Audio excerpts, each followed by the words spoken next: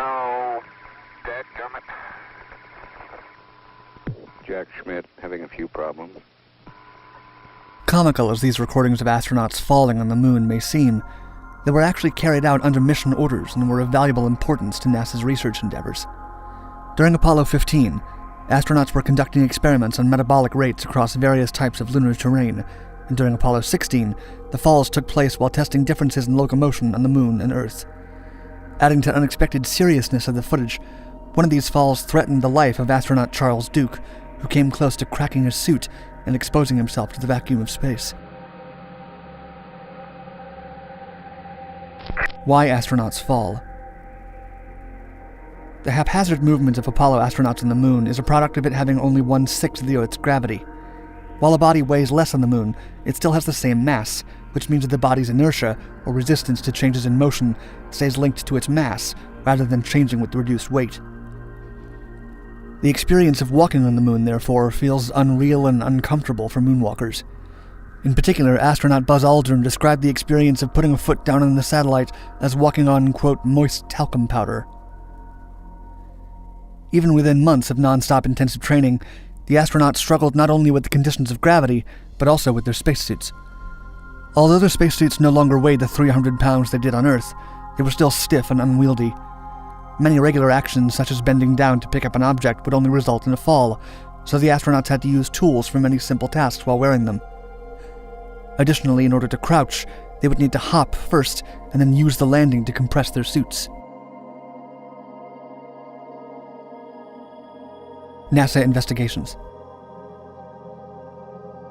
Starting with the first moon landing in July of 1969, NASA became deeply interested in the mobility of men on the moon, and for the first time, real data on the matter could be collected. For the entirety of the Apollo era, NASA dedicated resources to study and analyze the falls of astronauts on the moon so it could assess the dexterity of people outside of Earth. Scientists worried about the flexibility of suits, whether astronauts could handle key equipment while wearing spacesuits, and which techniques would be best to prepare for before going to the moon. By studying the movement and the failures of movement on the moon, NASA scientists could address these concerns. The subject of moon falls was taken seriously, preserved not only in footage but in detailed documents. One of the reports in the matter about Commander David Scott from the Apollo 15 mission reads as follows, quote, "He begins moving toward a new area as he gives the camera reading and summarizes the description of the area. He steps around a group of rock fragments, and then his right foot steps into a small depression and he begins to lose his balance. As he steps with his left foot, it slides off a small rock and continues sliding on the loose surface soil. While trying to drive his feet back under his center of gravity, Scott increases his forward velocity. He then falls forward with both hands extended to break the fall. Landing on his left side, he rolls counterclockwise and on his back, and is then out of view of the TV camera."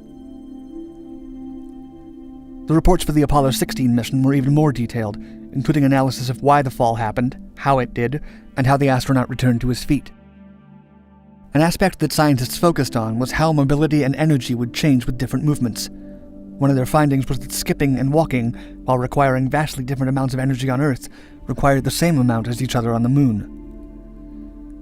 Another valuable conclusion that NASA made early on was that due to the slower falls, the astronauts had time to correct a slip or work on standing back up in case of a fall.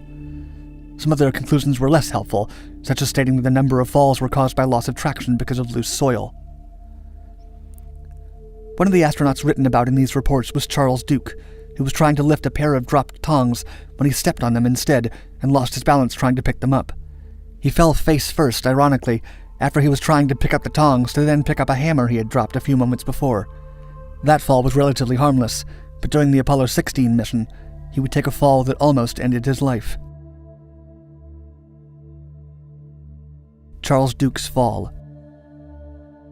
Charles Duke and his commander John Young were on the moon in 1972, the same year as the Munich Olympics, and they decided that they wanted to perform what they called, quote, Moon Olympics.